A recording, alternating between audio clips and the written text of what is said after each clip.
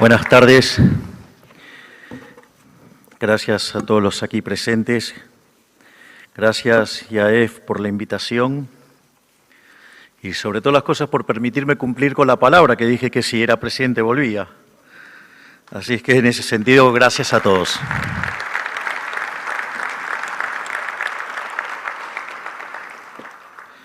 Básicamente la charla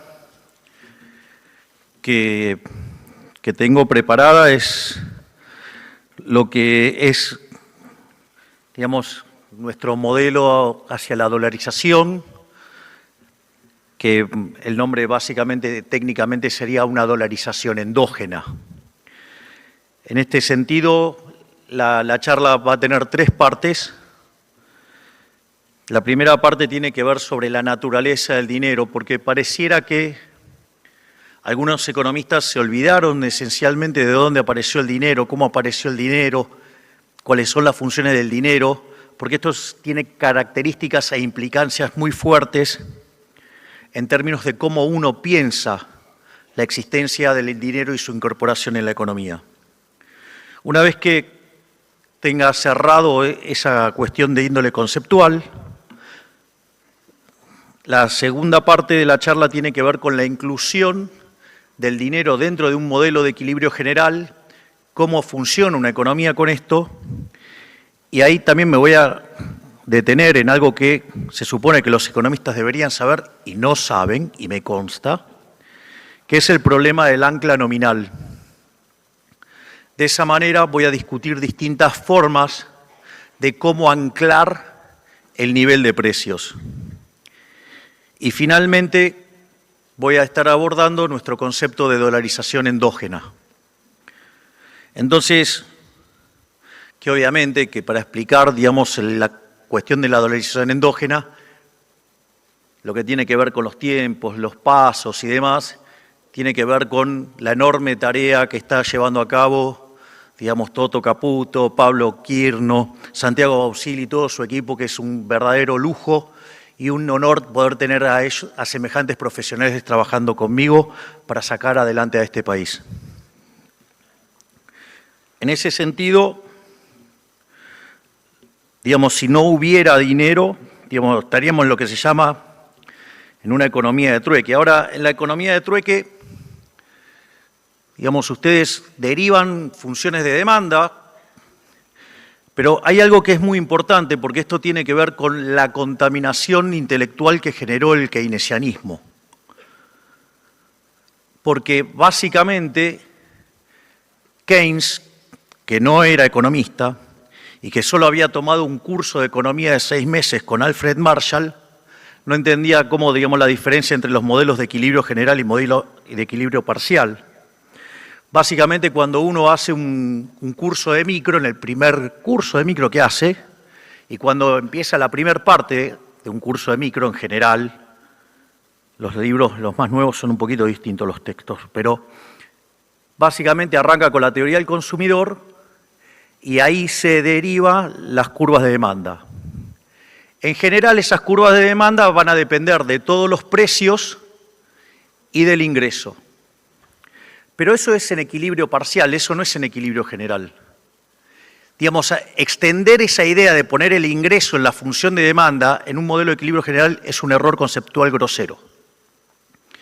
Es decir, cuando ustedes están pensando en un modelo de equilibrio general, ustedes tienen que incorporar el hecho de que sus ingresos van a depender, en una economía de trueque, va a depender de cómo venden e intercambian sus dotaciones, o en una economía que incorpora la producción, la posibilidad de que ustedes trabajen, o sea, que vendan su ocio en el mercado de trabajo y a cambio reciban un salario.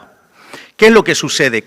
Con solo contemplar todos los precios de la economía, en la derivación del sistema de las cantidades, ustedes van a determinar cuánto van a percibir por vender sus dotaciones, cuánto van a percibir por vender el ocio en el mercado de trabajo y cuánto van a recibir de beneficios en función de las participaciones que ustedes tengan, digamos, en las firmas. Por lo tanto, digamos, esas funciones de demanda solo van a contemplar precios. Y lo mismo vale para las funciones de oferta. Por lo tanto, las funciones de exceso de demanda de un modelo de equilibrio general tienen dos características. Primero, que no aparece ningún indicador de cantidades, no aparece nunca el ingreso, nunca, no aparece nunca. Es decir, y además esas funciones son homogéneas de grado cero. Es decir, dependen de los precios relativos. Y eso además también tiene una contracara de índole matemática, que es la idea de la restricción presupuestaria agregada, lo pueden mirar de esa manera, o como también la ley de Balrach, que si n menos un mercado están en equilibrio, el restante lo está. Por lo tanto, el sistema no se puede determinar, la solución, el vector de precio y de equilibrio no se puede determinar en términos absolutos, se determinan precios relativos. Digo, ese es el primer punto. Ahora, entonces, lo primero que hay que tener en claro es que de ninguna manera un modelo que se llame de ser de equilibrio general puede contemplar en las funciones de comportamiento el ingreso. Digo, eso es una aberración técnica. Entonces, cuando viene algún economista y le dice que hace equilibrio general y le puso en una ecuación de comportamiento el ingreso, empiecen a desconfiar. Lo segundo, digamos, otra aberración que cometió Keynes, digo, todas estas cosas están en un libro mío que se llama Desenmascarando la mentira keynesiana. En ese, el otro tema es la tasa de interés.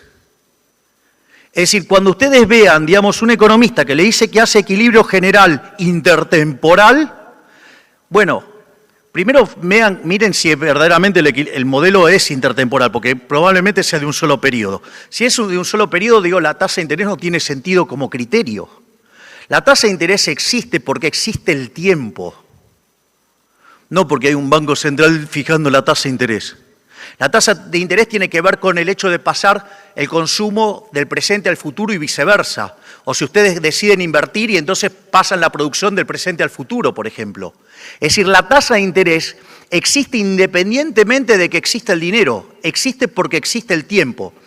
Y además, la tasa de interés no es cualquier cosa. En realidad, la tasa de interés básicamente es el precio relativo de los bienes presentes en términos de los bienes futuros.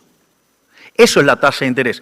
Por eso es cuando, en algunos textos, no en todos, cuando ustedes pueden determinar la tasa de interés, que también se llama tasa de interés vixeliana, está determinada por la interacción del ahorro y la inversión. Ahora, ¿qué es el ahorro?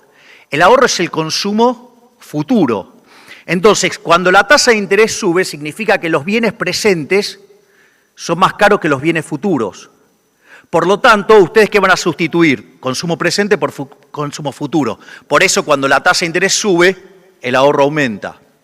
Al mismo tiempo, si la tasa de interés bajara, significa que los precios futuros son más altos que los presentes. En ese contexto, ¿qué le convendría hacer a una empresa? En lugar de vender hoy, vender más mañana. ¿Eso cómo se llama? Ese paso de la producción de hoy al mañana. Eso se llama inversión. Y ahí ustedes tienen las tradicionales curvas de ahorro creciente en tasa de interés, de inversión decreciente en tasa de interés, y esa interacción determina la tasa de interés. Y la tasa de interés es un mecanismo de coordinación intertemporal que no tiene nada que ver con la existencia del dinero. Por lo tanto, digo, cuando encuentren un economista que agarre y le pone la tasa de interés y el ingreso, desconfíen, porque es un burro. Primer reflexión sobre esto. Ahora, por lo tanto, digamos, o sea, cuando yo armo las funciones de exceso de demanda, si tienen todos los precios presentes y todos los precios futuros, eso, digamos, va a ser un modelo de equilibrio general y de características intertemporales. Y básicamente lo que ustedes van a encontrar en el equilibrio, que es cuando la tasa de interés sea la misma para todos, entonces el modelo ahí queda macheado en términos presentes y futuros. Ahora, y eso, digo, puede ser de vuelta, sin que exista dinero, no necesito que haya dinero. Ahora, el dinero existe por otra cosa, no, digamos, para determinar tasa de interés. Básicamente, la economía de trueque tiene dos problemas. El primer problema que tiene es el de la doble coincidencia. Es decir, supongamos que yo, no sé, quiero comprar pan, pero no hay ningún panadero que quiera comprar mis servicios de economista. Bueno, quizás compró mis servicios indirectamente votándome para presidente. No sé qué intercambio hubiera preferido. Al margen de eso, bueno, si vivía del Estado, seguramente que no. Le estoy saliendo muy caro.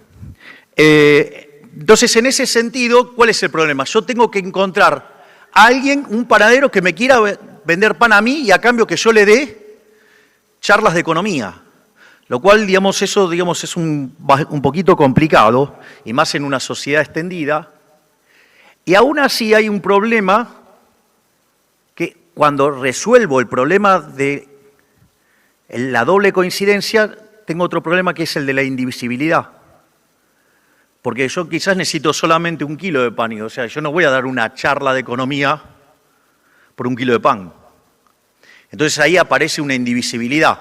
Y lo que le daría de una charla para, digamos, ese kilo de pan, digamos, no le sirve para nada tampoco, digo, porque ese bien tiene esa indivisibilidad. Entonces, en una economía que aparecen estos problemas, se empiezan a perder muchos intercambios y el nivel de bienestar cae sustancialmente. A partir de eso, digamos, el hombre no se puso a llorar, o, digamos, a ver que me arregle la vida el Estado. No, no. El hombre creó el dinero. ¿Qué es lo que descubrió el hombre? Que había bienes que se intercambiaban mucho más que otros. Entonces, ¿qué hizo? Empezó a ir a buscar esos bienes, no para consumir esos bienes per se, sino básicamente para intercambiarlo después por el bien que necesitaba. Es decir, la aparición del dinero en realidad es un bien de intercambio indirecto. Entonces, por ejemplo, cuando el hombre era nómade, el primer tipo de dinero que apareció era el ganado. ¿Por qué? Porque, digamos, básicamente la gente se movía con el ganado. Entonces, el primer tipo de dinero que apareció era el ganado. Cuando el hombre se hizo sedentario, entonces empezaron a aparecer otro tipo de productos. Por ejemplo, la gente comía mucho pan. Entonces, el bien de intercambio indirecto que más se transaba en una economía, ¿cuál era? El trigo. No compraban y vendían trigo porque querían per se el trigo, sino porque básicamente era el que más se intercambiaba. En otras sociedades se usó el lino, en otras se usó el tabaco, hubo distintos tipos de modelos de, digamos, productos que se utilizaban como dinero, pero básicamente es un bien de intercambio indirecto. Esto es fundamental porque no es que ustedes lo demanden porque lo quieren tener, sino que lo usan para hacer transacciones. Este no es un tema menor a los efectos de cómo uno tiene que pensar el dinero. Ahora, ¿qué es lo que pasa? Uno de los problemas que, si bien les podía servir como unidad de cuenta y para estar haciendo las transacciones, ustedes tenían otro problema, que no era reserva de valor, es decir, con el paso del tiempo, es decir, esos bienes que tenían una tasa de interés negativa, con el paso del tiempo valían menos. Es como un helado. Si ustedes no se comen el helado en tiempo y forma, la tasa de interés del helado como es negativa. Digamos, se le va a derretir en la mano. Entonces, frente a esa situación, para corregir el problema del almacén de valor, de la reserva de valor, se empezaron a utilizar metales. Y ahí básicamente se impusieron 2 metales. El oro para las transacciones grandes y la plata para las transacciones más chicas. Ahora, a mí hay un personaje que particularmente de historieta que me encanta, que es el zorro. El zorro es un gran personaje como personaje, porque era un anarcocapitalista fabuloso. ¿Por qué? Porque digamos, ¿de qué trataba la trama del zorro? El zorro tenía 2 tipos de enemigos. Obviamente, digamos, a Monasterio y todos sus soldados, o sea, digamos, el Estado, ¿sí? Digamos, que venía y le sacaba los recursos para llevárselo a España. Bueno, justo hoy menciona España.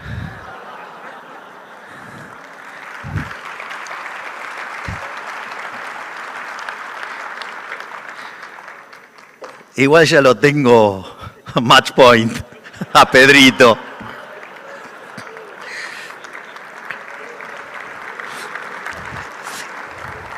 Pese a lo que diga la progresía mediática. Ese es el primer punto. Y el segundo punto era, la ciudad, digamos, o sea, estaba cerca del puerto y entonces había muchos ladrones que asaltaban. Imagínense que ustedes van a hacer intercambios y llevaban que con ustedes el dinero, el oro. Nada, es como llevar una etiqueta a decir robame, robame, robame. Entonces los atacaba todo y el zorro, ¿sí? No solo que se peleaba con los matones del Estado, sino que además también se peleaba ¿con quién? Con los chorros. ¿Por qué? Porque en realidad si ganaban los chorros, ¿cuál era el problema? Que había menos comercio y por lo tanto, digamos, en la calidad de vida bajaba. O sea, el Herrscher-Ohlin a la perfección funcionaba ahí. Es decir, el zorro se ocupaba de que funcionara el Herrscher-Ohlin. Entonces, en ese sentido, básicamente lo que apareció entonces, ¿qué fue? Certificados sobre el oro y sobre la plata, que era depositado en instituciones, digamos, que después se llamaron bancos, ¿no? Entonces se guardaban ahí. Y entonces ustedes después libraban contra esos papeles. Y después iba a la otra parte y iba y lo cancelaba, había todo un sistema de clearing, hasta que se metió en el medio, ¿quién? El Estado. Pero bueno, eso es parte de otra historia. Entonces, esto es lo que implicó que aparezca el dinero. Pero no hay que olvidarse el elemento fundamental, que el dinero sigue siendo un bien de intercambio indirecto. Es una demanda derivada, existe como contraparte del sendero intertemporal de consumo al que ustedes quieren acceder. Sirve para eso. Es decir, nadie se lleva, digamos, pesos o lo que fuera al traje de madera, nadie se lleva todo eso al jonca, no sirve para nada, del otro lado no compra. O sea, no compra para nada. Entonces, en el fondo, por eso existe el dinero, pero el dinero tiene esa característica. Es decir, es más, la herencia, digamos, como diría el profesor de Pablo, es un error de cálculo. Entonces, en ese sentido, ahora entonces nos encontramos en un modelo de equilibrio general, ya vimos las características que tiene un modelo de equilibrio general, cuyas funciones de exceso de demanda son homogéneas de grado cero, solamente están los precios de los bienes presentes, los precios de los bienes futuros, la relación de precios relativos entre los bienes presentes y futuros de cada tipo de bien, digamos, tienen que estar mapeados para que todo el modelo quede arbitrado en una tasa de interés única, que es lo que se llama la tasa de interés vixeliana y que es la que coordina intertemporalmente la economía entre el presente y el futuro. Dicho esto, cuando ustedes incorporan el dinero a ese sistema de equilibrio general, que con n-1 ecuaciones, ¿sí?, estando en equilibrio, el restante mercado también lo está, y solamente podrían determinar n-1 precio, ahora al incorporar una ecuación de exceso de demanda más, ustedes pueden determinar un precio más. Y si determinan que el dinero es el numerario, es decir, que tiene un precio 1, ustedes cambian 10 billetes de 100 por uno de 1000. O sea, no hay digamos, salvo cuando haya problema de mucho cash dando vuelta. Pero sacando, digamos, las anomalías, ustedes lo cambian por una relación que el número le da lo mismo. O sea, el precio ese es 1. Eso se llama numerario. Y eso permite que todos los precios de la economía queden ordenados en términos de escala nominal. Es decir, que entonces ustedes determinaron la cantidad de dinero con el numerario, que es el precio 1, y entonces le quedan determinados todos los precios nominales dentro del sistema y el sistema se puede resolver. Bajo esas características, esto es interesante. ¿Por qué? Porque si yo tengo que la demanda de dinero, entonces, es una demanda derivada, y es una demanda derivada de todas las funciones de exceso de demanda de las que están en el resto del sistema, tiene las mismas características que las funciones del sistema que tengo ahí arriba. Por lo tanto, ¿y eso de qué depende? Depende de lo que se llaman los parámetros profundos, diría Robert Lucas Jr., que en paz descanse. Es decir, depende de las preferencias, depende de la tecnología y depende de las dotaciones. Es decir, son parámetros recontraduros, salvo que tengan alguna hipótesis por la cual, digamos, ustedes van a determinar el sendero tecnológico, pero digo, si quieren determinar el modelo, tienen que hacerlo y es, digamos, como si fuera una combinación lineal. Tampoco es un problema resolver eso. En ese sentido, quiere decir que la demanda real de dinero en condiciones normales de presión y temperatura, por decirlo de alguna manera, es una cuestión granítica. Es prácticamente una constante que tiene que ver con el sendero es decir, la función de demanda de dinero real depende del sendero de consumo a lo largo de toda la historia, desde hoy hasta el fin de la humanidad, vendría a ser. Y eso básicamente es una cuestión absolutamente granítica. Y eso, en equilibrio, es igual a los saldos reales, es decir, la cantidad nominal de dinero dividido el nivel de precios. Por lo tanto, dada la demanda real de dinero, cuando el Banco Central determina la cantidad de dinero, lo que está haciendo es determinar la escala nominal de la economía y por ende determina el nivel de precios. Es decir, determina en ese sistema todos los precios de la economía. De ahí la naturaleza monetaria de la inflación. ¿Por qué? Porque en la medida que ustedes aumenten la cantidad de dinero, ustedes están modificando la escala nominal de la economía y consecuentemente están modificando el nivel de precios. De ahí la famosa frase de Milton Friedman, la inflación es siempre y en todo lugar un fenómeno monetario. Entonces, es más, en la vida real no hay tal cosa como la neutralidad del dinero. Básicamente, ¿por qué, digamos, no hay tal cosa como la neutralidad del dinero? Porque ustedes, para que se cumpla la idea de la neutralidad del dinero, es que yo modifico la cantidad de dinero y eso no tiene ningún impacto en el lado real de la economía, salvo en el nivel de precios. Para que eso se cumpla se tienen que dar dos supuestos. El primer supuesto es que existe un solo bien. Ahora, si existe un solo bien, ahí esa economía no tiene intertemporalidad. Porque si yo tengo un solo bien, ¿cómo hago para diferenciar entre los bienes de hoy y los bienes de futuro, aun cuando fuera el mismo bien? El mismo bien, digamos, hoy y mañana no es lo mismo. Digamos, entonces ahí necesito ese supuesto. Y además necesito otro supuesto más. Es tener el agente representativo, que todos tengan las mismas preferencias, de modo tal que cuando yo le tiro dinero por la cabeza, todos reaccionen de la misma manera. Y que además no hay efectos redistributivos de incluir el dinero.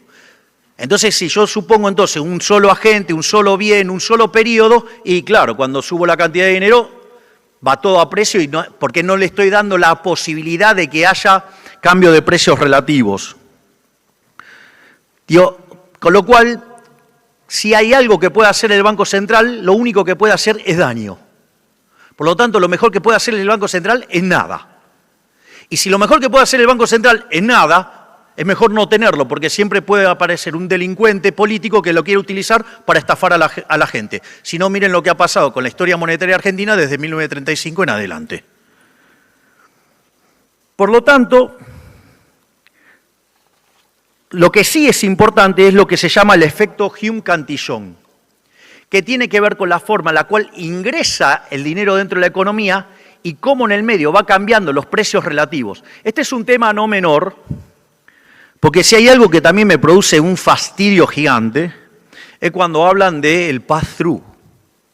En realidad, la inflación es siempre, en todo lugar, un fenómeno monetario que se produce por un exceso de oferta de dinero.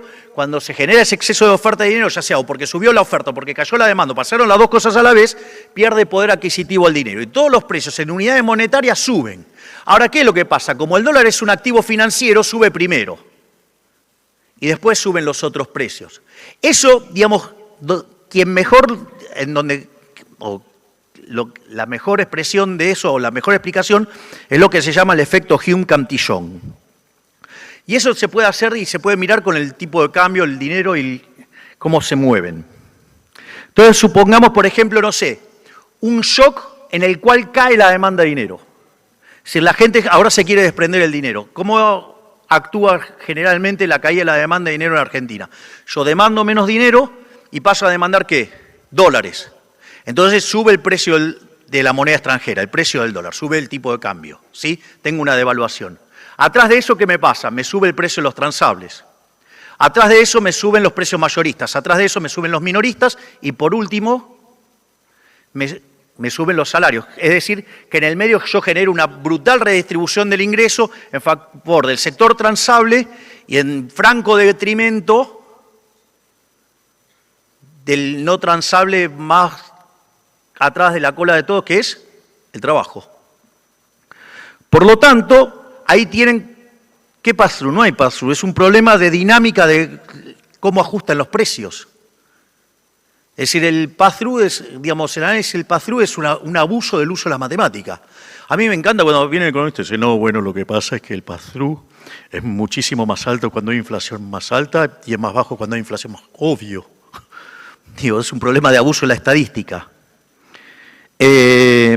Ese es un caso. El otro caso es cuando se genera el exceso de oferta por impulso a la oferta.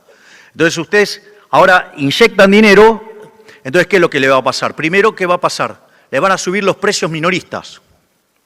Al mismo tiempo que le suben los precios minoristas, también le suben los salarios. Eso hace que se deterioren las cuentas externas. Y al mismo tiempo también le suben los mayoristas. Y después de eso, terminan devaluando. Es decir, que no es, digamos, fíjense que ahí, digamos, el pass-through, entonces, ¿cómo es? Funciona al revés, o sea, ¿cómo anda? ¿Cómo lo explican? Aparte, imagínense que ustedes generan un problema por el exceso de oferta de pesos, y entonces después, digamos, que devaluaron por el exceso de oferta de pesos ese, digan, no, bueno, ahora tengo que corregir el tipo de cambio real porque en realidad mirando ese número, ¿qué? Digo, yo para que vean, digamos, la cantidad de errores que se cometen analíticamente. Entonces ahora, digamos, vamos al problema, ahora entramos en la segunda parte, que es el problema del ancla nominal. El ancla nominal, básicamente, tienen 4 formas de determinar el ancla nominal. Una es fijar la cantidad de dinero. Si yo sé que los saldos reales, es decir, la cantidad de dinero dividido el nivel de precios, es igual a la demanda de dinero real, y ese, digamos, en condiciones normales es un número fijo, el nivel de precios va a venir determinado ¿por qué? Por el cociente entre la cantidad de dinero y la demanda de dinero. Conforme yo vaya subiendo la cantidad de dinero, eso lo que va a generar es que el nivel de precios sea más alto. Ahora, si ustedes además esto lo hacen de manera sistemática, como van a estar generando inflación de manera permanente, eso lo que va a hacer es peor todavía, porque entonces va a hacer que la tasa de interés nominal ahora escale con la inflación, y eso va a obligar a que haya un salto, no solo que van a tener inflación más alta, sino que además en el medio, con la caída de la demanda de dinero por una inflación más alta, tienen un salto además en el nivel de precios. Por ende, al final tienen menos saldos reales en la economía, por ende tienen menos de un bien, por ende están peor. Es decir, con lo cual, no solo que el dinero no es neutral, sino que además tampoco es superneutral. Y que cuando ustedes hacen esto, como además generan efectos redistributivos, afectan a las decisiones de ahorro y de inversión. Y cuando hacen eso, modifican la tasa de interés. Y cuando modifican la tasa de interés, modifican la estructura de capital. Y cuando hacen eso, además, modifican toda la demanda de trabajo. Entonces, claro, digo, cuando ustedes, digamos, terminan de hacer un efecto expansivo y dejaron toda la estructura de la economía desequilibrada, claro, el día que estabilizan y van a romper capital en un lado, en otro, y se va a tener que recomponer en otro lado. Consecuentemente, en la transición, y sí, van a generar desempleo. No, porque ahora, digamos, que estamos bajando la inflación, ahora ¿cuál es el problema? Y sí, se genera desempleo. Y claro, obvio. Digamos, si estamos limpiando la basura que se hizo durante los últimos 20 años, por no decir desde 1935 en adelante. Entonces, ese es el caso del ancla nominal cuando ustedes fijan la cantidad de dinero. Entonces, si yo fijo la cantidad de dinero, lo que estoy haciendo es determinar el nivel de precios. Y si yo venía de emitir, digamos, 28 puntos del PBI y 3 en el último año, y claro, el día que ustedes fijen la cantidad de dinero, ¿qué es lo que va a pasar? Con todos los rezagos que van a tener. Y sí, van a tener inflación. Sí, claro, y sí. Sí, digo, porque tiene que ver con los rezagos. Se están reacomodando todos los precios a la luz del desastre monetario que se hizo los últimos 4 años. En especial, en el último año donde se emitieron por el equivalente de manera directa e indirecta 13 puntos del PBI. Ese es el primer... Ahora, después hay otra forma de anclar el nivel de precios, que es fijando el tipo de cambio. Si ese, digamos, es el que más se ha usado regularmente en Argentina, y de hecho el programa más exitoso de la historia argentina fue la convertibilidad, que era básicamente anclar el tipo de cambio. Cuando ustedes fijan el tipo de cambio, dado que somos un país pequeño, por ahora, abrazando la idea de la libertad, vamos a volver a ser un país grande. Pero por ahora vale los supuestos de país pequeño.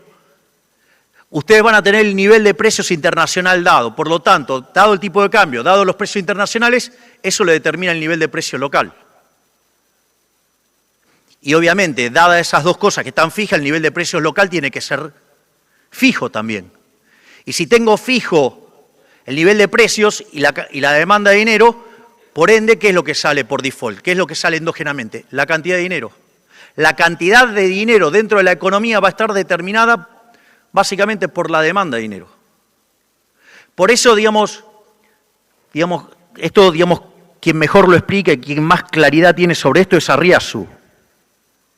Es una de las personas que mejor entiende esto. ¿Por qué? Porque queda determinado endógenamente y básicamente, solamente cuando ustedes se emiten contra demanda de dinero, eso no es inflacionario. O al menos no genera que pierda poder adquisitivo el dinero. Son formas de mirarlo, para mí el problema es el señoriaje, pero más allá de eso, el punto es que si ustedes se emiten contra demanda de dinero, ustedes no tienen problemas de inflación, por decirlo de alguna manera. Y eso, en la convertibilidad se vio con muchísima claridad, porque ustedes se emitían básicamente contra demanda de dinero. Y eso lo que permitió es que rápidamente bajen los precios. Igual ahora después, sí, lo hago ahora. Hay diferencias entre el programa que estamos haciendo nosotros y la convertibilidad, porque básicamente la convertibilidad, es cierto, bajó la inflación más rápido que nosotros. Ese es un punto, yo no lo niego. Pero, básicamente pasaron algunas cosas en el medio. Antes de la convertibilidad hubo dos hiperinflaciones. La de Alfonsín, más o menos 5.000% de mayorista, y la de Menem, después del plan Mungibor y el plan Herman, no sé cuántas versiones hubo dos hiperinflaciones.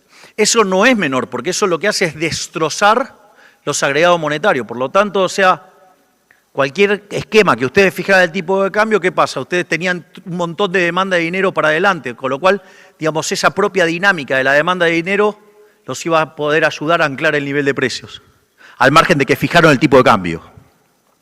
Ese es el primer punto. El segundo punto es, una de las cosas que nosotros estamos haciendo, y parece que muchos se les pasa por alto, es que nosotros estamos estabilizando sin violentar los derechos de propiedad. El trabajo del señor Kirno, que está acá, y el trabajo del señor Bausili, que no sé si está, ¿dónde lo dejaron? Santiago. Básicamente lo están haciendo sin violentar el derecho de propiedad. Porque quizás no lo recuerdan, eran chicos, pero hubo algo que se llamó Plan Bonex. Y de hecho, una sarta de mentirosos econochantas se la pasaron diciendo que nosotros íbamos a expropiar. Y lo más interesante es que estamos tardando más en la estabilización, básicamente porque hemos decidido no expropiar. Y tampoco podemos determinar cuándo vamos a terminar con este proceso, porque como es un proceso de mercado y el mercado es la decisión de los individuos, dependemos de cómo decidan los individuos. Por ende, no podemos determinar la velocidad del día. ¿Qué día abrís el cepo? No lo sé. Porque como lo estamos haciendo mercado, lo determina la gente. ¿Está claro? Y además, tampoco fijamos ningún precio, como será el tipo de cambio, y tampoco, llamamos a los empresarios para que, no tocaran los precios. Dicho sea de paso, sí hacemos un esfuerzo enorme, y Toto, en eso labura enormemente, que va y le explica a todo el mundo, la escala nominal no era esa, es otra, y ustedes, que nadie tampoco cuestiona que hayan creído que la escala nominal iba a ser otra. Si había bestias que decían que el tipo de cambio iba a ser 10.000, había uno que decía, no, porque si dolariza lo va a hacer a 7.000 pesos. ¿Dónde estaba el que decía la cuenta esa? Como por si ahorita sacó pocos votos y desapareció casi. Es uno de los tipos que más imagen negativa tiene. Con el que le hizo la cuenta. ¿Saben quién es el que hizo la cuenta?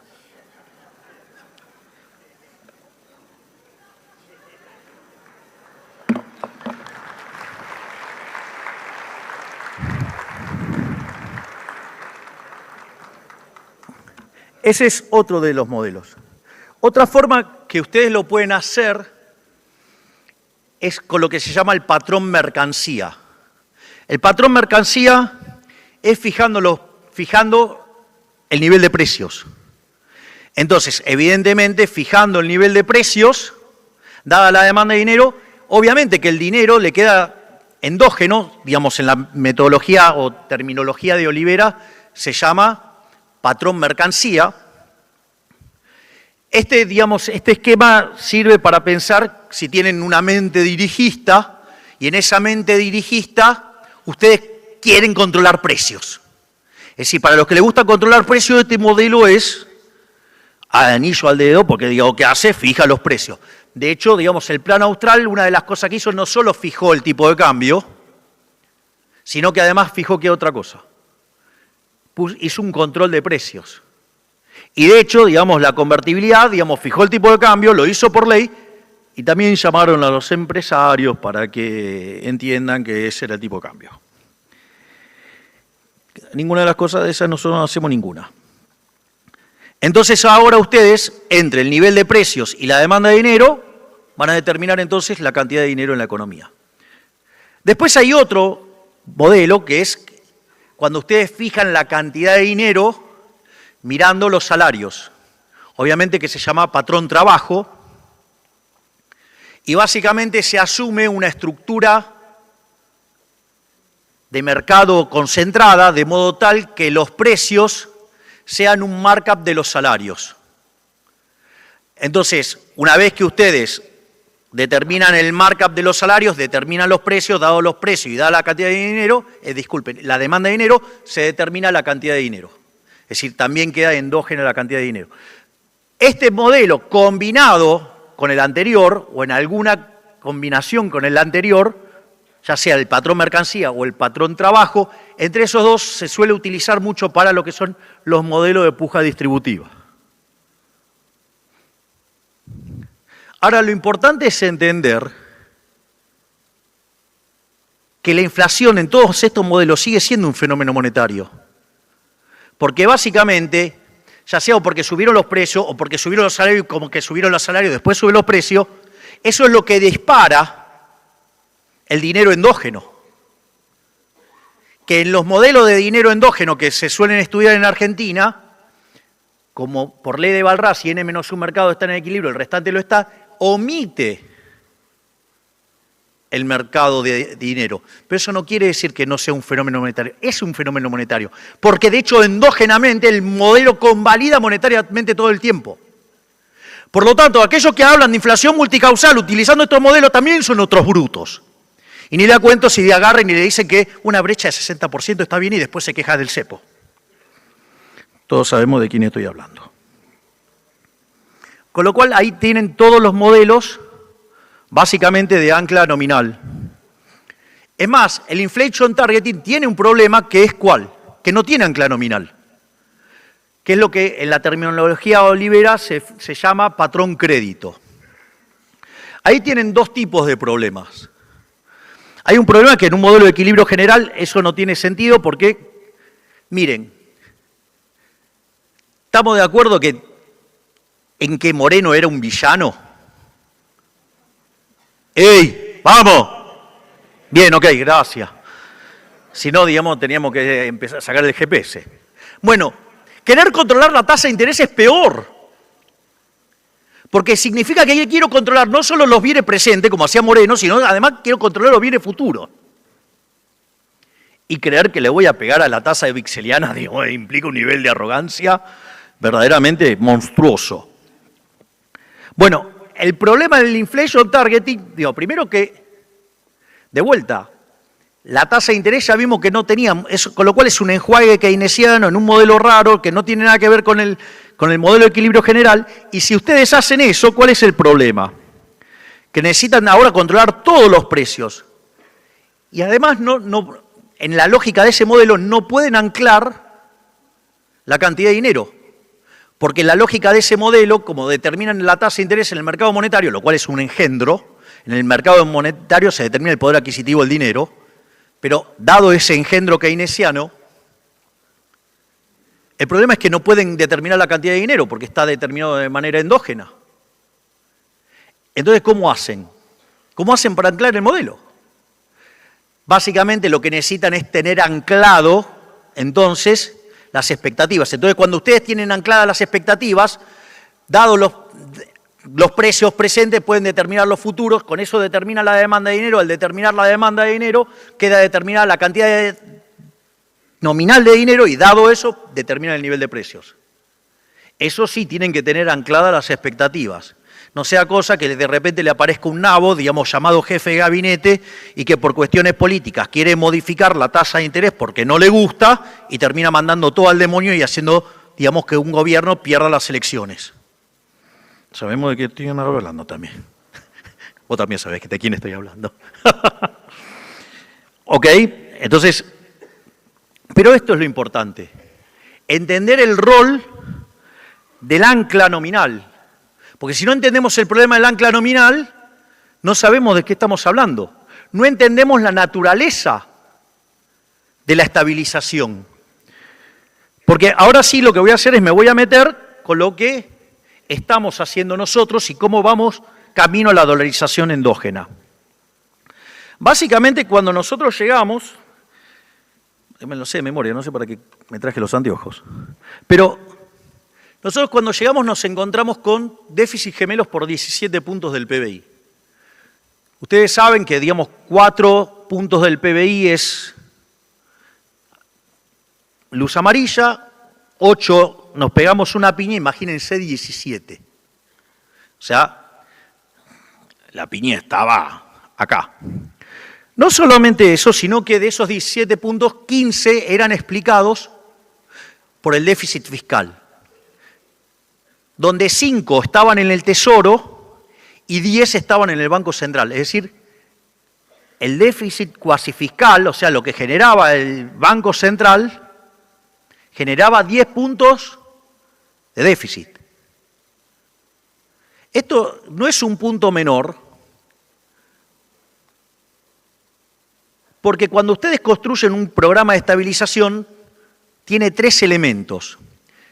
Tiene un ajuste fiscal, tiene un ajuste monetario, que en nuestro caso es el saneamiento del balance del Banco Central, y tiene una cuestión cambiaria. Nosotros hicimos un sinceramiento del tipo de cambio, y no fue a cualquier lado el tipo de cambio. El tipo de cambio, cuando allá en el Hotel Libertador, con Toto y su equipo, dijimos dónde ponerlo, era que ese tipo de cambio más el impuesto país quedara cercano al tipo de cambio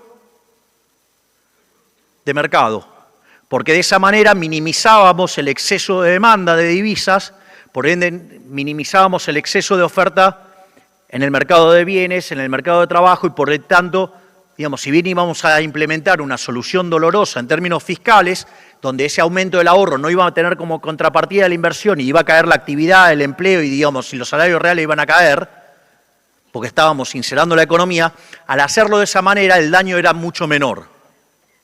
Porque después aparecen los que se quejan y dicen, no, tendría que haber puesto el tipo de cambio en 600. Pero sucede que en ese modelo, si las cosas salían bien, además había más inflación que la que tuvimos. Y ahora son los mismos que se quejan del tipo de cambio atrasado. Es decir, que por favor, digamos, o sea, recalibren bien el modelo porque las cuentas las están haciendo mal, entonces. Pero no van a aceptar que se equivocaron, sino que van a fogonear de que tiene que estallar el modelo porque ellos no se equivocaron. Pero al margen de eso, no era el único problema que teníamos, la brecha.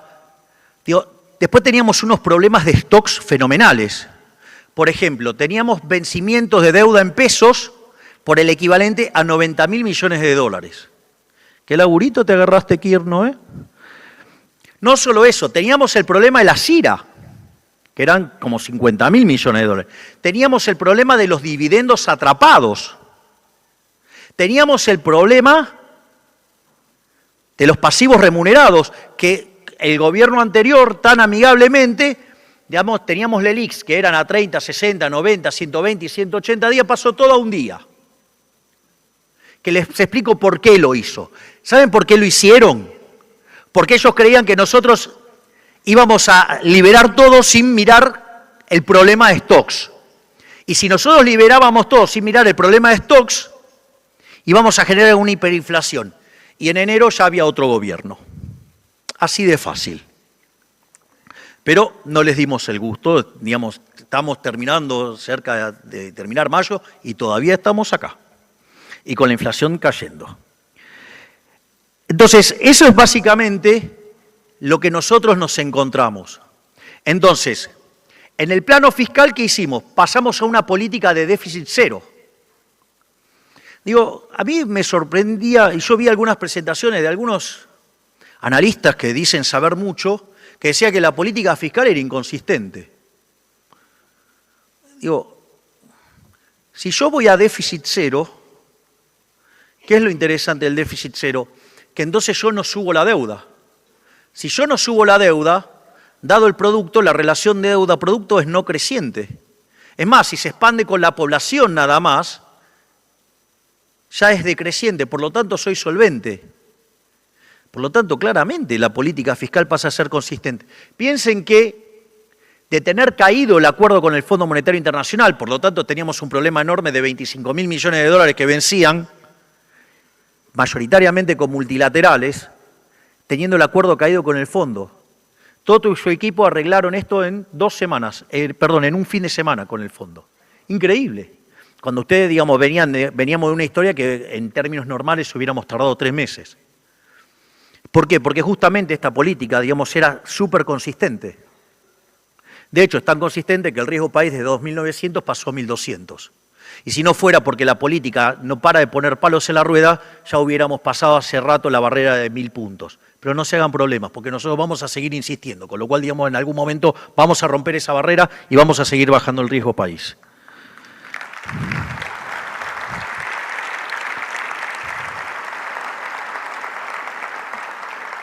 Es más, cuando nosotros decíamos que íbamos a hacer este ajuste, todos decían que era imposible, que no se podía ajustar más de un punto.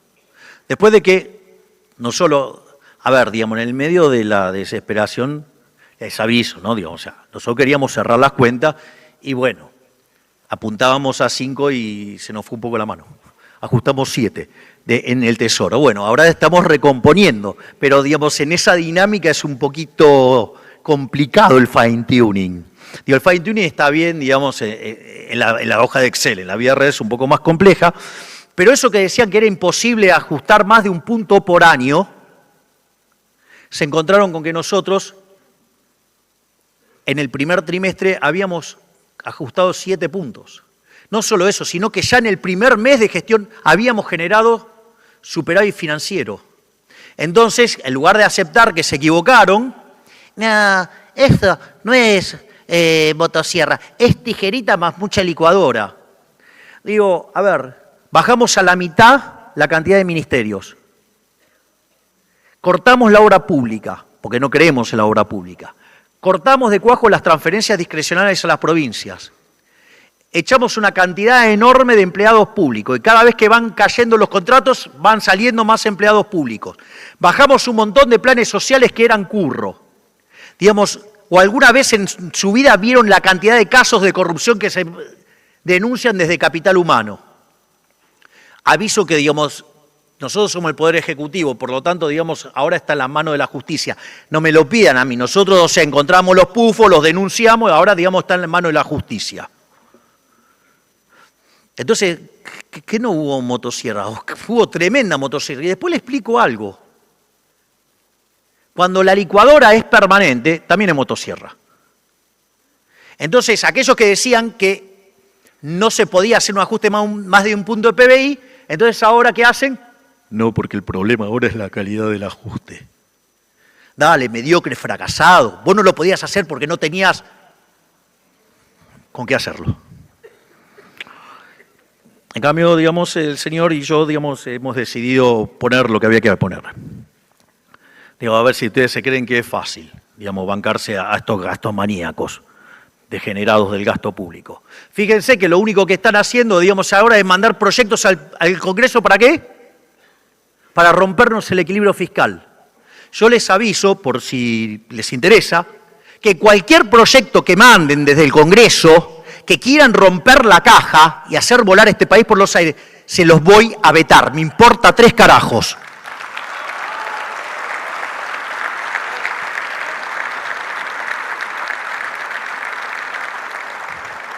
Que obviamente lo van a hacer con fines electoralistas para tratar de esmerilarnos electoralmente. Pero le vamos a explicar a la gente lo que está haciendo. Miren cómo le salió el tiro por la culata cuando fueron con el tema de una causa noble de las universidades, y después la gente se dio cuenta de cómo se prostituyó una causa con una mentira y en la cual se prendió toda la casta política y terminó en una foto todo el tren fantasma. Principio de revelación. Digamos, aparte lo estamos exportando ahora el principio de revelación. Y lo bien que trabaja. Entonces, la otra cosa que fue muy importante en todo esto es el saneamiento del Banco Central. Digamos, una de las cosas que publicó hace poco el Banco Central fue el desastre que causó el kirchnerismo en esta última etapa que estuvo. Es decir, rompieron el balance del Banco Central en 45.000 millones de dólares. Lo quebraron. No es un tema menor quebrar el Banco Central. Porque, digo, ¿se acuerdan de alguien el de la metáfora gastronómica? Decir que el Banco Central está quebrado no es un chiste. Porque entonces, si yo tengo el Banco Central quebrado, ¿cuál es el problema? Que para recomponer lo que tengo de activo versus lo que tengo de pasivo, necesito que suba el nivel de precios, ¿para qué? Para licuar el pasivo. Entonces, si yo tengo un nivel de precios que licúa el pasivo tal que me hace que el patrimonio neto llegue a 0. Cuanto más quebrado estoy, nivel de precio que necesito es más alto. Entonces yo uno el nivel de precios de hoy con el nivel de precios futuro, la pendiente de eso que es la inflación. Entonces, en la medida que yo voy recomponiendo y saneando el balance del Banco Central, el nivel de precios implícito, ¿cómo es? Es mucho más bajo, por ende estoy bajando la tasa de inflación. El señor Bausili, a cargo del Banco Central, ya recompuso 25.000 millones de dólares. O sea, imagínense el laburo enorme que está haciendo para matar la inflación.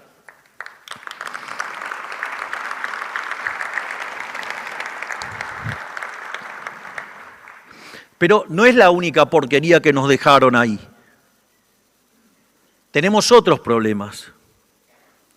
Uno de los problemas que tenemos es que tenemos emisión endógena por 2 mecanismos bastante perversos. Uno es la remuneración de pasivos remunerados, que son, digamos, los PASES. Bueno, esta semana que pasó, en una operación fantástica, coordinada entre el Banco Central, Santiago Bausili, y el señor Pablo Quirno, 1/3 del dinero que estaba metido en los remunerados lo pasamos básicamente a depender del Tesoro. ¿Y por qué lo pudimos hacer ahora? Y porque en el medio fuimos generando confianza, fuimos generando resultado fiscal, de modo tal que pudimos construir una curva de pesos, y porque ahora tenemos curva de pesos, gracias al laburo enorme del señor Pablo Quirno, pudimos pasar ya 1/3 de los remunerados. Entonces, en la medida que vayamos bajando la tasa de interés y pasemos remunerados del Banco Central al Tesoro, de esa manera vamos a terminar eliminando uno de los mecanismos de emisión endógena. El otro mecanismo es un mecanismo perverso, que es el de los puts, digamos, donde ahí hay corresponsabilidad con el Fondo Monetario Internacional, porque como no querían financiar al fisco, preferían el riesgo de crédito del Banco Central y inventaron ese monstruo de los puts. Entonces, cuando terminemos con los remunerados, cuando terminemos con el problema de los puts, que ya lo estamos encaminando, se va a terminar y avancemos en la reforma del sistema financiero, se termina la emisión por sector financiero. Como tenemos equilibrio fiscal, financiero, no necesitamos emitir por el fisco. Y por ende vamos a dejar el tipo de cambio libre y no emitimos más. Una vez que tenemos esa situación, vamos a mandar una ley al Congreso donde la emisión monetaria sea considerado un delito como un delito de lesa humanidad, va a ser un delito imprescriptible. Entonces, si emitimos dinero, va a ir preso el presidente del Banco Central, todo el directorio, el presidente de la Nación, el ministro de Economía y diputados y senadores. Es decir, todos los que laburen para emitir dinero van a ir todos presos. Ustedes me pueden decir, bueno, pero si se llevaron puesta la ley de convertibilidad y le robaron a los argentinos en ese mismo momento 14.000 millones de dólares, que a plata de hoy deben ser como 20 y pico mil, ¿por qué no lo van a volver a hacer? Bueno, porque va a ser considerado un delito de lesa humanidad. Va a tener las mismas características. Entonces sí, va a venir un gobierno y puede hacerlo, pero después puede volver otro y meterlos presos a todos por hacer eso. Con lo cual, digamos, o sea, se les va a complicar bastante. O sea, van a terminar presos. Pero no solo eso, sino que además hay una cuestión adicional. Ahora entonces yo voy a tener la cantidad de pesos fijas. Y recuerden que yo dije que la demanda de dinero sí es una demanda derivada del sendero de consumo intertemporal. Ustedes, para aumentar de manera permanente el sendero de consumo, ustedes necesitan tener un aumento permanente del ingreso. ¿Hasta ahí vamos? Por lo tanto, en la medida que nosotros recomponemos el crecimiento económico en la economía, y hay motivos para explicar esto, básicamente ¿por qué? Primero porque estamos empezando a rebotar. ¿Por qué? Porque los salarios en términos reales o empatan o le ganan a la inflación, y en términos de alimentos le está ganando por goleada. ¿Por qué? Porque la inflación en alimentos viene muy baja. Segundo, porque después de 20 años de populismo salvaje castigando el capital, se comieron el capital. Al comerse el capital, el valor del producto marginal del capital, que en términos financieros, si ustedes quieren, la TIR del flujo de fondos de la firma, o si quieren, digamos, dado un WACC, el BAN del flujo de fondos de la firma es positivo y muy grande, dado todo el capital que se comieron. ¿Qué es lo que pasa? Eso va a generar inversión aun cuando no hiciéramos las reformas. Y como si todo esto fuera poco, había 15 puntos del PBI que se lo chupaba el Estado, generando el crowding out, y ahora va a haber ¿qué cosa? Se los devolvemos a la gente. Piensen que nosotros asumimos discutiendo la hiperinflación, ¿no? Porque de hecho la inflación mayorista de diciembre fue 54%, y eso significa anualizado 17.000, que dicho sea de paso, el último dato dio 3,4, y si toman otros de los indicadores de los precios del sistema de precios mayoristas, están abajo de 3. Por lo tanto, digamos, el proceso de estabilización está funcionando muy bien. Eso es divertido, ¿no? Dice, no hay plan de estabilización. ¿Y por qué baja? ¿De casualidad baja la inflación? Digo, pregunto, ¿no? Porque hay que bajarla de 54 a 3. Pero al margen de eso, ¿qué es lo importante? Que van a volver 15 puntos de ahorro para financiar la inversión. Y entonces, de estar discutiendo la hiperinflación, hoy estamos discutiendo que vuelve el crédito hipotecario. Es decir, vuelve el sueño de la casa propia. Es decir, los jóvenes no podían poder pensar en tener un auto, y ahora piensan en que pueden tener una casa propia. Digo, es interesante, todo en 5 meses. Entonces, en ese contexto, lo que vamos a tener es que la cantidad de dinero de los pesos está fija, pero ¿qué es lo que pasa? Si yo genero crecimiento económico, y si meto las reformas estructurales, vamos a crecer mucho más, cosa que si no me la saca el Congreso ahora no me importa, digo, lo voy a volver a intentar. Y lo voy a intentar todas las veces que pueda. Y si no las dejan pasar, la paliza que le vamos a dar electoralmente el año que viene va a hacer que cambie la composición del Congreso y podemos pasar toda la reforma. Porque hasta ahora, mire, la reforma más grande fue la de Menem. La ley bases como está hoy en el Congreso es 5 veces más grande. Y no solo eso, sino que además tenemos las 300 reformas del DNU, o sea que estamos 8 veces más grandes. Y le cuento algo, tenemos todavía pendiente 3.200 reformas. ¿Y saben qué? Las vamos a hacer. Tarde o temprano las vamos a hacer, no me importa cuánta voluntad tenga de bloquear la política sucia, no me importa, lo vamos a hacer. Digamos, no vamos a parar hasta que Argentina sea el país con más libertad del mundo. Es decir, lo vamos a hacer.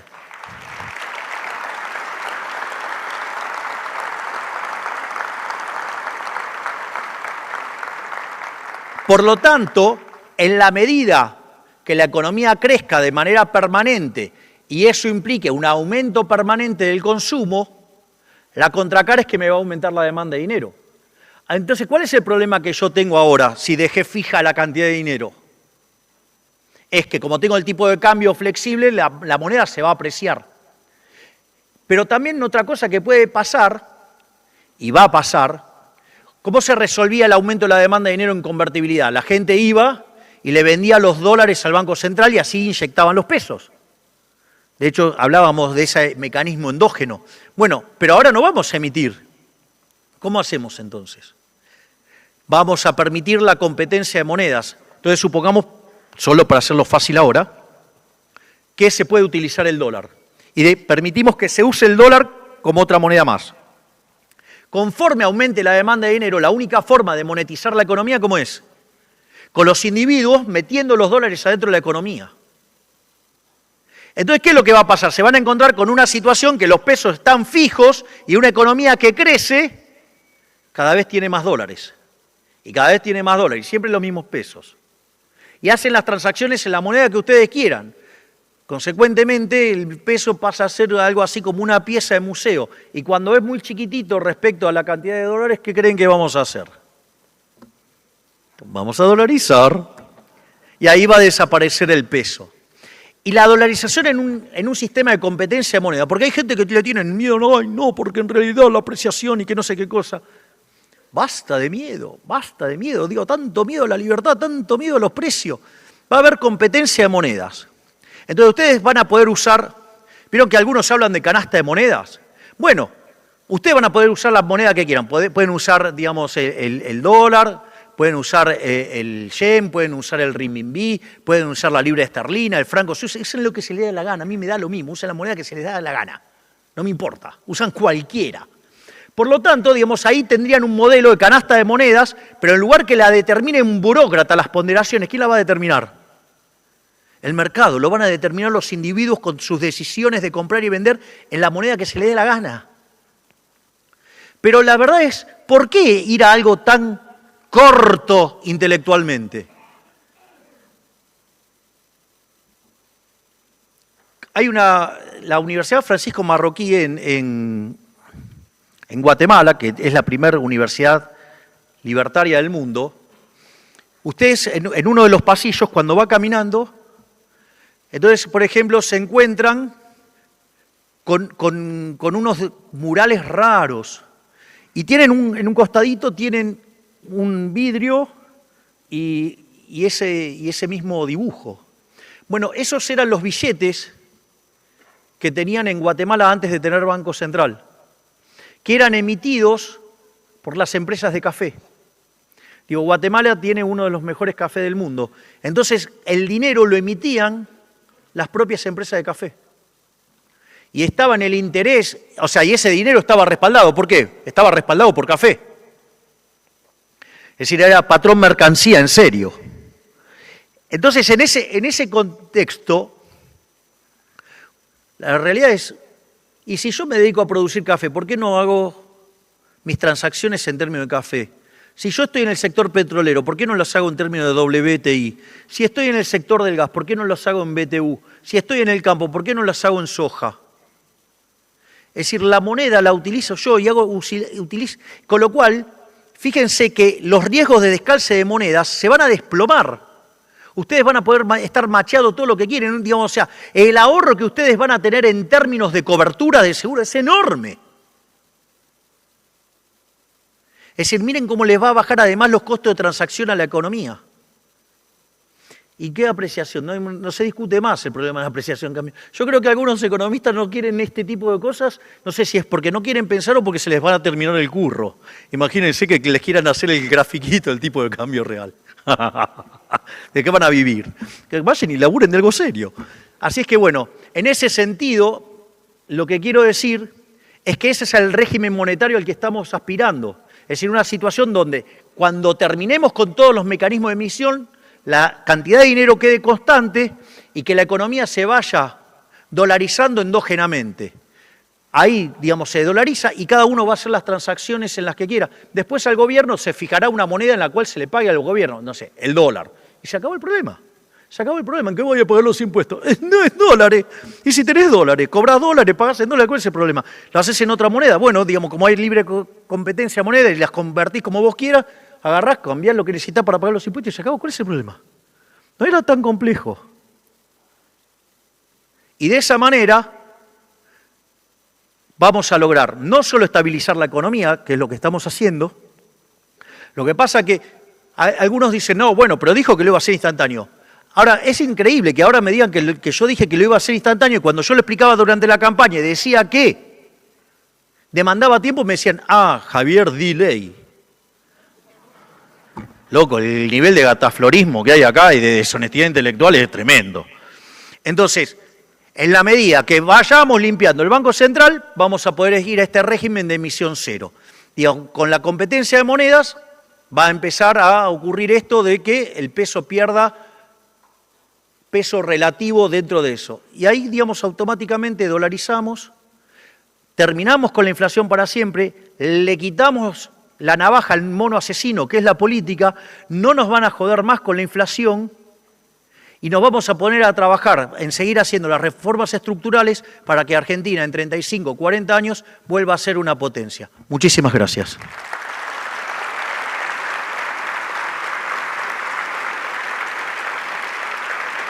Salud.